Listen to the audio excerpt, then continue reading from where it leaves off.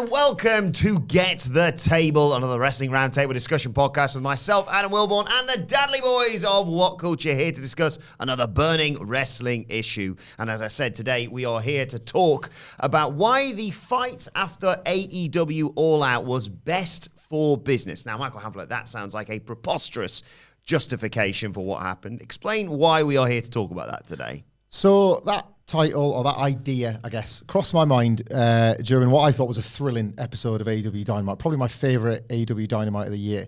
I was gripped by almost all of the very kayfabe, very cooperative entertainment, just days after everything in real life appeared to be falling apart behind the scenes in AEW. And I don't know, I was just instantly reminded of other similar situations where the real lives of a pro wrestling company, be it the wrestlers, the promoters, whomever, were just laid bare, all the ugliness, all the things that we're so rarely exposed to, or all we ever get is hearsay, and how positive changes occurred in the aftermath. There are two very obvious examples, one quite current and one less so. Of course, we go back to Montreal. There's been a lot of Brett and Shawn this week because of a fight they'd had prior to Montreal and Brett hitting Vince. Physical violence, basically. Like all of the politics and everything else that goes into wrestling leading to physical violence. There are, of course, links to CM Punk's fight with the EVPs. But then also, obviously nothing to do with physical violence here, the recent resignation in disgrace of Vince McMahon.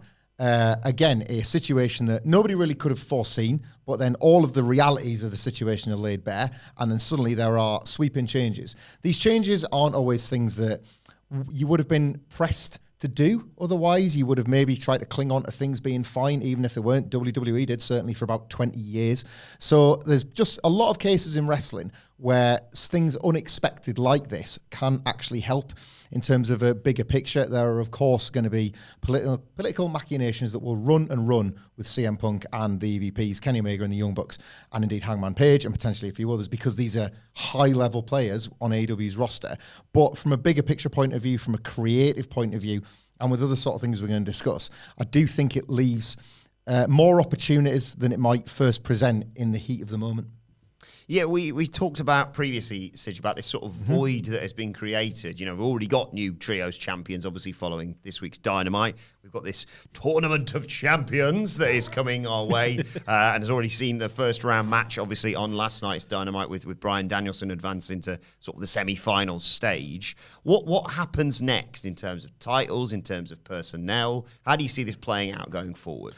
I'll get to that imminently. But can you recall, right, and this kind of ties into this podcast, it might even be a sequel of sorts, right, that we recorded a podcast along the lines of how WWE destroyed AEW's growth. Yes. And one of the points I made was that WWE fans are accustomed to, and in large number, are very much watching matches with a small, fixed cast of characters, the biggest stars of which kind of often wrestle one another.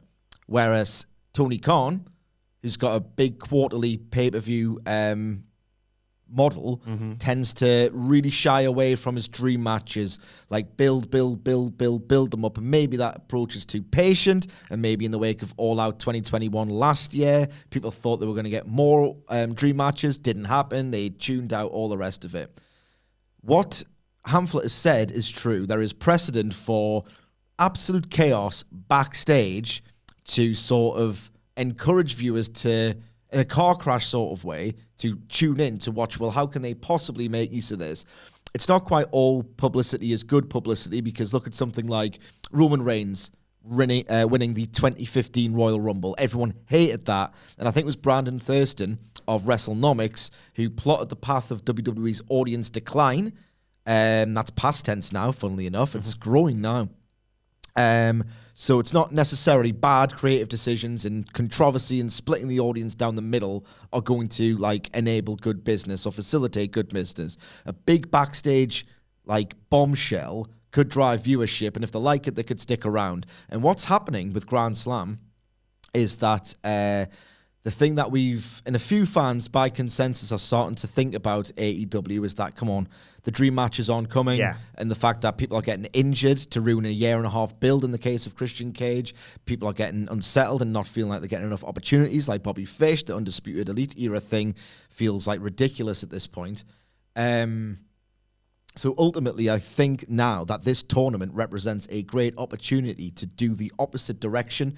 We are seeing matches between Hangman Page and Bryan Danielson.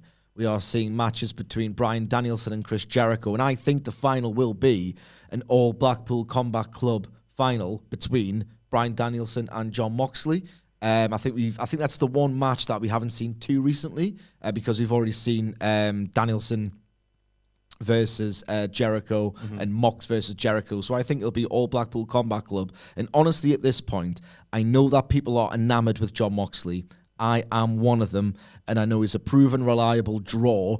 His run in the summer didn't get the most amazing ratings, but in 2020, he was absolutely fantastic as a draw. If you look at all the matches he had on TV as champion, I think Tony Khan might be very much encouraged to strap Mox up again because his record was so impressive. But I honestly think it's time to run with Danielson. People forget just how over he is. No one forgets how great he is because he reminds us literally every time he's in the ring, irrespective of the opponent. But people do forget just how over he is, and I think that Tony Khan, if anything, is maybe at Brian's urging. You know what he's like, a very selfless guy. But maybe at Brian's urging, maybe it's just his idea, but he hasn't really gone with him as the guy. And I truly think he could be the guy. And where Mox is probably a bigger draw in 2020 than he was this year, like Danielson in the ace role is the unproven quantity, and he's so reliable, other than his injury record, of course. Maybe that will be considered. But I think you'll give the ball to Danielson, and I think Danielson will do very well with it. But just in terms of a general ratings pattern, this inciting incident, which is the incendiary presser, might be the Montreal moment where people thought, well, I'll have to tune into WWF. Oh, wait, Austin's great, and it kind of sort of catalyzed WWE's growth at the time. Maybe this could be something similar with AEW. Danielson in the ring on the microphone can be trusted to build interest in all of his stories. And this sort of series of dream matches for the next 2 weeks could really make fans think that, you know, this could be best for business. I know I'm rambling. I will make one more point. And we know what the ceiling is for AEW Dynamite's ratings because they haunted Vince McMahon this time last year, pretty much identically this time last year. In fact, they were really they were beating Raw in 2 consecutive weeks in the demo. I don't have the particular demo number to hand, but I'm pretty sure it was 0.45, 0.46, maybe 0.47, that kind of region, which now would be well below WWE's, but still enough to really drive AEW's business forward. I just think to build onto that, I think I remember us discussing this, and I think as a fan base at large, everybody discussed it. Upon All Out 2021, sort of revealing Adam Cole and Bryan Danielson joining CM Punk as this, I think like CM Punk himself was reminded that last year there was a kind of a turn of the outsiders jumping ship to AEW. It became, well, what's the new ceiling for ratings? We found it, and it was a lot lower than I think we expected. So then it became, well, what's next? How it was beating Raw, so it was good. It was beating Raw, but like the demo... Like 2 weeks. For like a couple of weeks, and then obviously I know the million thing was always like mythologized by people that weren't related to AEW, but then you get to, well, what if it gets to like 1.2 and 1.3, and there was a couple of them in there, and then a million became the average every week. So you think, well, surely the only way is up, and then it just gradually found its place a little bit lower again. So the question started being, well, so we've got those, what can it be? Is there any other, you then pretty much left with The Rock, for example, and it's not going to be The Rock or a Steve Austin or whomever, and it's not going to be one single story because there's been some awesome stories. Punk and MJF, I believe, Sidgwick will correct me if I'm wrong, it wasn't like an instant sellout in Chicago on television. Am I right? No, the first match they did before Revolution was in Chicago. It got a middling rating, and the announcement of the match didn't really shift too much in the way of extra tickets. So you've got the big star and the best feud that the company was running at the time, and these things still weren't it. So then, other than something like this, which you would never manifest, you have to think of outside the box stuff, and without them forthcoming, maybe you fall upon this instead. Again, it's all about what you do with this potential extra attention, but you kind of have to do with Tyson and Austin, which good luck, by the way, because that's one of the best things that's ever happened in wrestling. But it's now, mentioning this void again, it's now about seizing these opportunities, isn't it? I mean, obviously, MJF's back, and I have no doubt that he will be world champion, if not by the end of this year, very soon. But it's also now an opportunity for the pillars, for example. We've obviously got Sammy versus Darby on Friday night on Rampage, and I'd like the promo that Jungle Boy cut on Dynamite. It's a chance for them to reestablish themselves because I think, I don't want to say lost in the shuffle, but if they've sort of been, there's a lot of noise and a lot of people, and we talk about this roster bloke. This is now, you mentioned about, when you had all these gaps at the top of the roster in WWF and Triple H and Rock and Austin suddenly going, this is our time. Was it post WrestleMania 14? You always talk about. Well, this is it. So that was kind of like post WrestleMania 14 was kind of the very important follow on to the ramifications of the Montreal Screwjob, because Shawn was gone as well. So he was gone. That's a what if that I think it's best not to think about sometimes, because as much as talent is vital, luck and timing are kind of just as crucial in pro wrestling for companies and for wrestlers individually.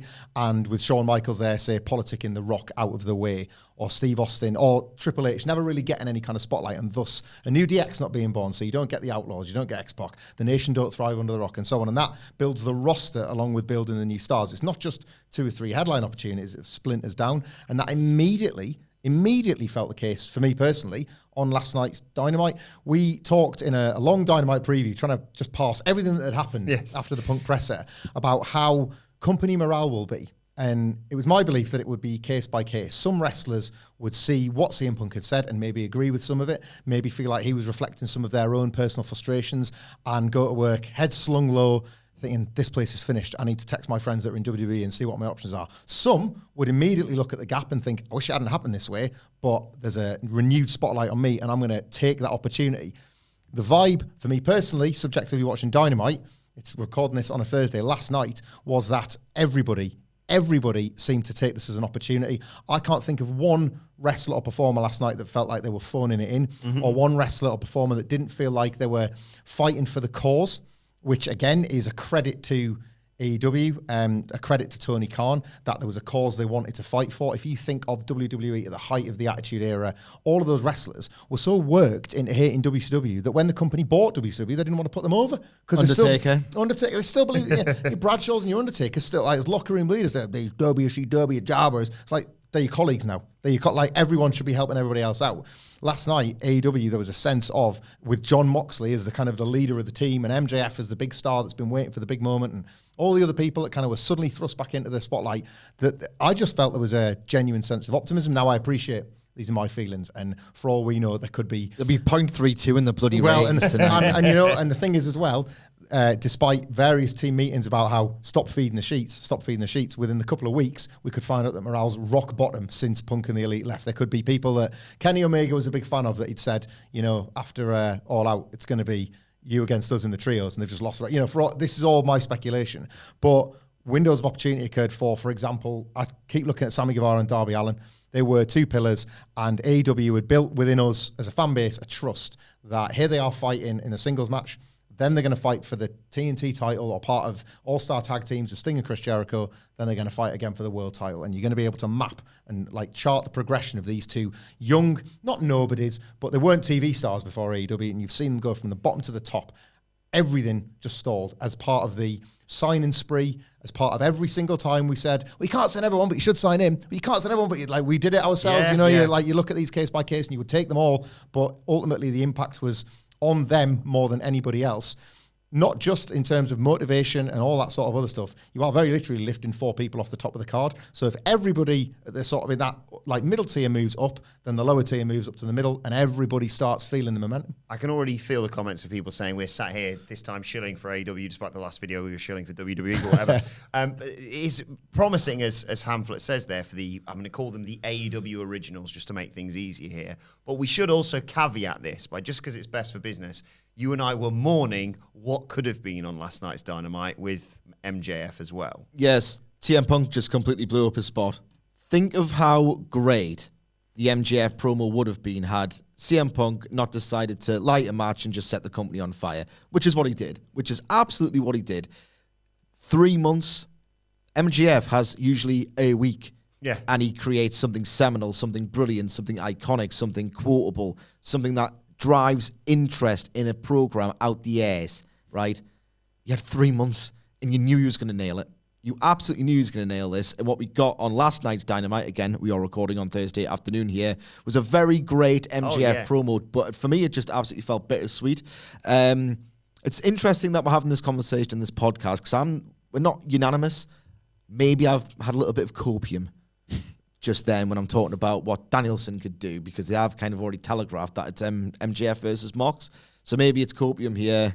CM Punk is like a big star for this company. And look, we had this situation last year where I thought it was a genius play, or at least a very well-intentioned play for Tony Khan to go, look, immediately after All Out, we are going to canonize the pillars and put them all in big spots. Jungle Boy got the tag team title in January. Sammy Guevara got the TNT title. MJF went on the feud of his life with CM Punk. Darby had a feud with MJF, which it was meant to be this big deal. And what happened? Very little. 4 people in a roster of 400 still doesn't create that many spots. But it's also understandable for you to have some copium with it all. You wrote a brilliant book about the rise of AEW, Becoming All Elite, which is available right now, of course. I did. And, you obviously heap a lot of praise on the elite part of all this. And now the question becomes, who is going to come back? What happens next? Who stays? Who goes? Will CM Punk ever be back in AEW? He's facing 6 to 8 months on the sidelines, right?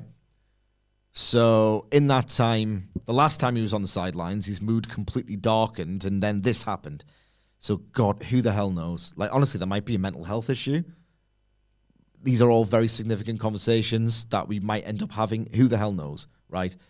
So I just don't know about CM Punk's future, whether he even wants to come back. To me, and this is just me personally, subjectively inferring the situation, maybe he just wanted to do All Out in Chicago, and he does love his Chicago fans. He always has, even though he's fell out of love with wrestling. Maybe he just thought, I'm going to light a goddamn match to this and just finish it off. Finish the legend of CM Punk. I can't be arsed with it for whatever reason, but I'll do one more thing in Chicago. It felt like an exit promo. What did he expect to happen? Yeah. What on earth could he have possibly expected to happen other than him getting challenged literally to open his locker room door as he actually invited to do? It just feels to me like he's not thought about the future himself, that this is his it just scans now more and more and more like an exit promo. Kenny Omega saved a dog, shouldn't have been suspended, in my opinion. Well, this is your big concern. I'm being facetious. But we were talking about this on the Dynamite Review podcast. I'm being facetious. I don't know the full facts. Your concern is now that's going to be called All Wrestling because none of the elite are in it. Just call it All Wrestling because, ultimately, don't change the name of the company. That's absolutely stupid. If anything else, their contributions to it should be remembered forever because they are so much more significant than I think a lot of people in this week's discourse are prepared to admit. I should read your book. Yeah, absolutely should. Becoming All Elite, The Rise of AEW on Amazon, whichever domain, just buy it. But yeah, it will. People say the heart and soul is Jon Moxley. I would absolutely agree with that. The idea that Kenny Omega and the Young Bucks aren't involved in it, either as talent or, as I would expect, post their in-ring career, that they would be agents or at least ambassadors or something to do with that company. It's too surreal, and honestly, it grims me out to even think about this eventuality. I think they'll be back. I'm far more certain about them coming back than CM Punk at this stage.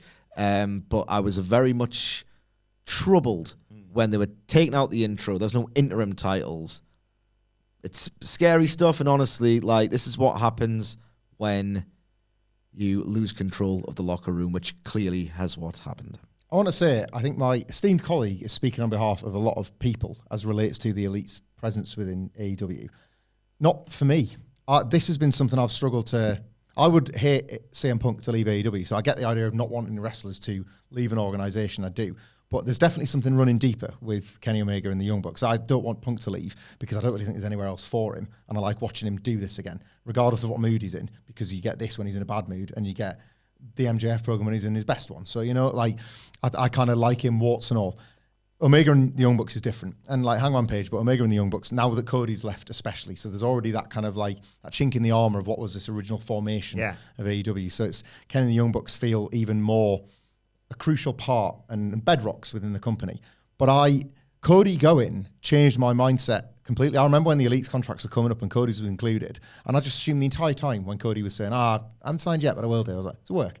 They're going to sign every 3 years. It's going to come up, and it's going to be like, they signed the new contracts. It doesn't matter. They're there for life.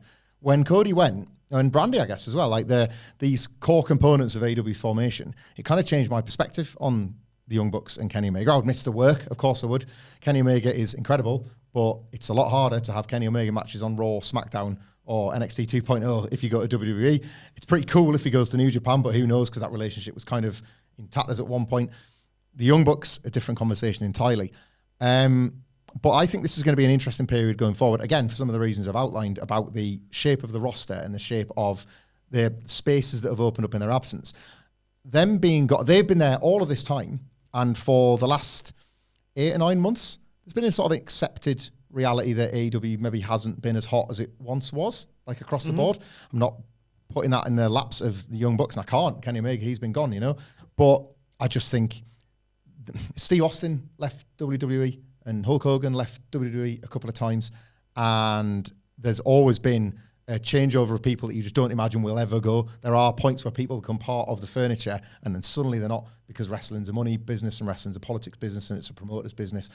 And I think AEW will be more okay without them than, and I'm going to say seemingly the consensus. I feel like reading what I've been reading about where people's struggles are with this, I think a little bit of it is rooted in the formation of the company being so about the relationship between Kenny Omega, the Young Bucks, and their fan base. You think about the T-shirts they would sell, you think about how much business was done at the gimmick table, and how Kenny Omega was obviously a massive money-drawing star at the highest level in Japan, but a lot of what they did was rooted in independent spirit, you know, being the elite and working the indies and working several companies all at once for the wrestlers, and the friends that they made that they were able to bring along, all in, like was in spite of some things that we later learned, was still a victory for like the independent spirit of independent pro wrestling.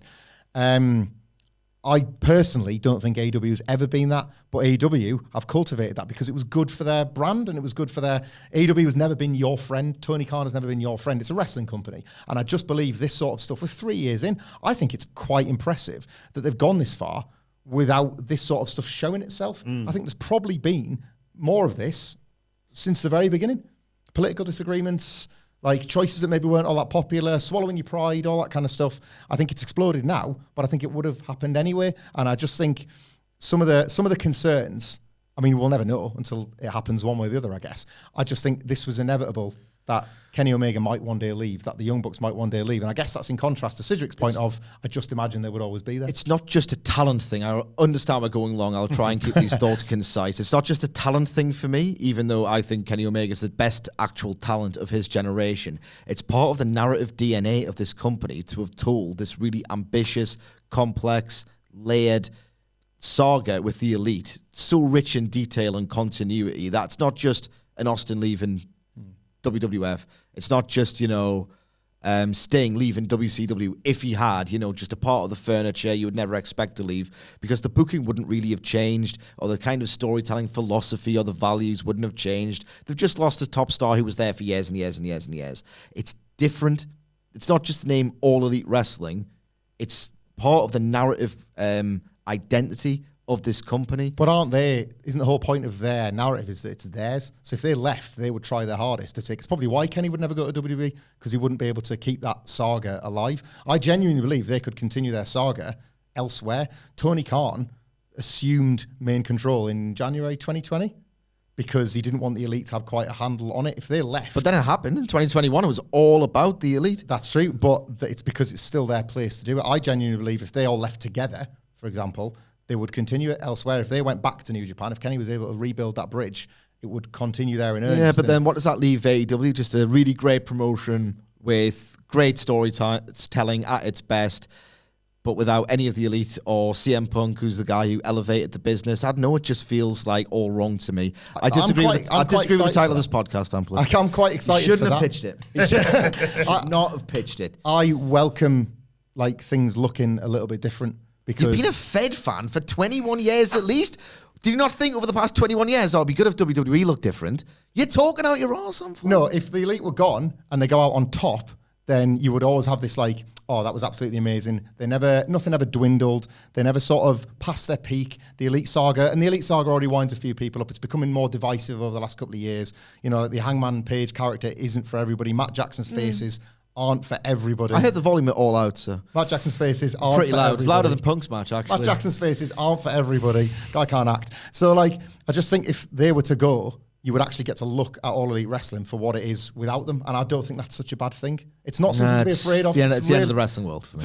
It's nothing to be afraid of. I think this is going to be a fascinating development in AEW, and it's a conversation we will continue to have. Please do continue as well in the comments section or on Twitter at WhatCulture WWE. Well, actually, you can follow all three of us. You can follow Michael Hamflett at Empty-headed Michael Hamflett. You can follow Michael Sidgwick at at M Sidgwick. You can follow me at Adam Wilborn. Follow us all at WhatCulture WWE, and make sure you subscribe to WhatCulture Wrestling wherever you get your podcasts from for daily wrestling podcasts. This has been Get the Table, though. My thanks to the Dadley Boyz. Thank you for joining us, and we will see you soon.